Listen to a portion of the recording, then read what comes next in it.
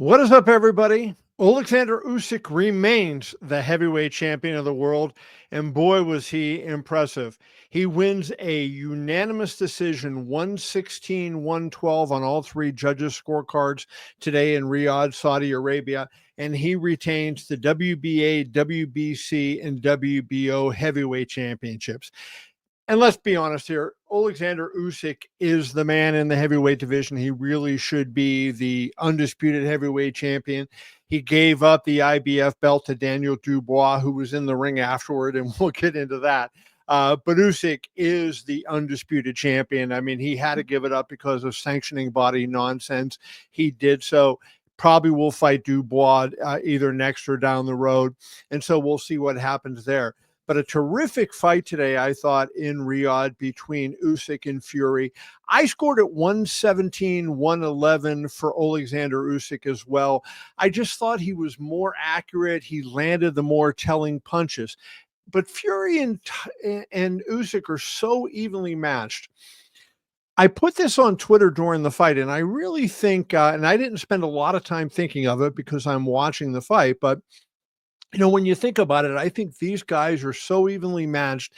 They remind you of Riddick Bowe and Evander Holyfield, who had an unbelievable three-fight trilogy, and also Joe Frazier, Muhammad Ali, and Ken Norton, Muhammad Ali, because those guys were all so closely matched. They could fight any time, and the scores and the fights were always going to be razor thin. Now, Fury promoter Frank Warren, he's trying to start a controversy, and he is trying to allege that Tyson Fury won the fight. There's no way. It was a good fight, but there is no way that Tyson Fury won that fight. Usyk landed more punches. He landed at a higher percentage. Usyk landed more punches in the rematch today than he did in the first fight in May when he won, and Fury landed less punches. They were close, but still, Oleksandr Usyk upped his game a little bit. Tyson Fury wasn't at the same level. Of course, punch totals, you can't really judge by that, but just to kind of give you an idea of what was going on.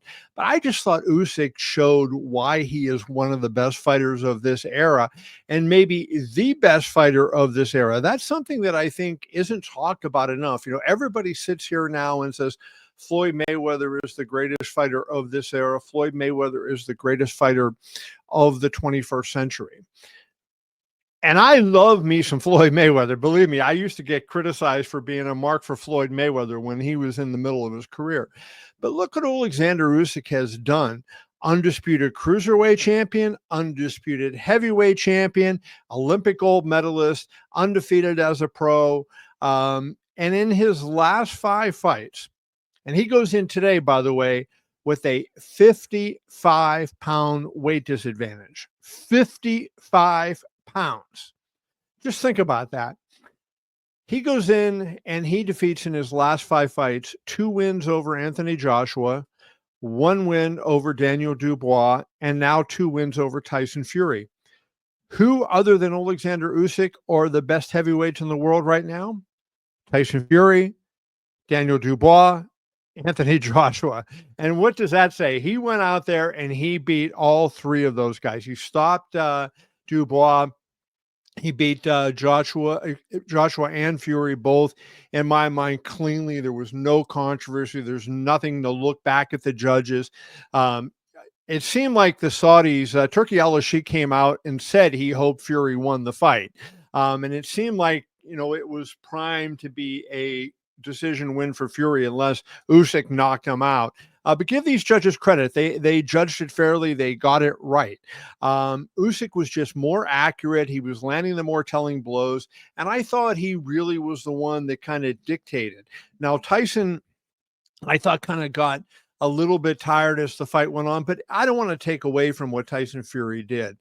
I think Fury fought a phenomenal fight. I thought he fought really good, and he would have probably beaten anybody else in the world at this point other than Oleksandr Usyk. But you were talking about a rare fighter here in Usyk, a guy that could move up from cruiserweight and be as dominant and successful as he is at heavyweight. You don't see that very often. Evander Holyfield was the undisputed cruiserweight champion and became the undisputed heavyweight champion.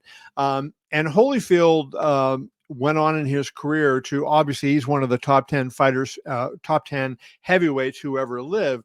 Um, but I think when you look at the back end of Holyfield's career, some of the bigger guys gave him some trouble, Lennox Lewis in particular. When I think about it, there's nobody that really gave Oleksandr Usyk a lot of trouble. Usyk just is in great condition when he comes into these fights. He's good from the beginning, but he gets better as the fight goes on. He just picks up. He's so smart in the ring. He's mentally so sharp, and he remembers everything that's happening, and he kind of picks up as the fight goes on, and he makes adjustments. He has tremendous footwork. I mean, he can move and set up, and he can punch just from all sorts of angles. He has tremendous distance control. He was inside of that Fury jab today. And think about it, whenever you saw Fury, on that front foot, popping that jab out, you didn't really see him lean into it and then come back behind it with that big right hand.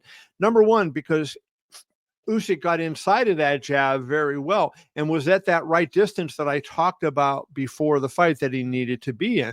You kind of knew that Tyson Fury was going to want to create some distance and kind of throw that big jab at him, because Fury's jab is legendary. I mean, he doesn't look like a great athlete, but man, when he hits you with that jab, ask Deontay Wilder, when he hits you with that jab, you feel it. I mean, it is a very, very dangerous punch, a very impressive punch. And Usyk knew that he could not go 12 rounds taking that. Fury came in at 281 pounds, and I think, he wanted to be able to use his size and his advantage for two things. Number one, to help him take punches. And then I think number two, to kind of try to wear down Oleksandr Usyk. Usyk did have, I don't want to say a break, because that may not be the way to phrase it, but referee Roberto Ramirez was breaking up the clinches fairly quickly, and he did not allow Fury to hold on to Usyk. And that was something that I thought, especially after the weigh-in, that you might see Fury attempt. When I saw that he weighed 281 pounds, I thought, okay, he's going to try to grab him, rough him up, bully him, and do that kind of thing. But the referee really got in there and he broke those clinches up. So Usyk did not have to carry the body weight of Tyson Fury for long stretches. And I think that helped. But Usyk was in such magnificent physical condition. And it wasn't just like, he said, oh, the first fight was close, I need to be in better condition in the rematch so that I can withstand the surge and get better as the fight goes on. That's how he's always been. That is the thing that is amazing about Oleksandr Usyk. He's always been in great condition, and he always picks it up in the second half of the fights. He was really, truly remarkable, I thought, in this fight tonight. So what is next? He told Turki Al-Sheikh in the ring that he would like to rematch with Daniel Dubois. So I guess that's what we have next, assuming that Dubois gets past Joseph Parker. So in February 22nd in Riyadh, Dubois is going to defend his title against Joseph Parker. And that is no given. I would favor Dubois to win there, but it is no given that Dubois is going to win that fight. But if he does, I think we will then see Usyk versus Dubois 2 come up next. And I would have to favor Usyk in that one as well. Dubois is very good. He showed against Anthony Joshua. He is next level. But I'm very, very bullish on Oleksandr Usyk. And when you look at his career and you think of what he has done, boy, I'll tell you, it's hard not to say he's not the best boxer of the 21st century to this point, right? His career's not over. And so it's, I had a conversation with my boxing writing colleague, Dan Rayfield, the other day. And if you missed that interview, you can check it out here in my videos.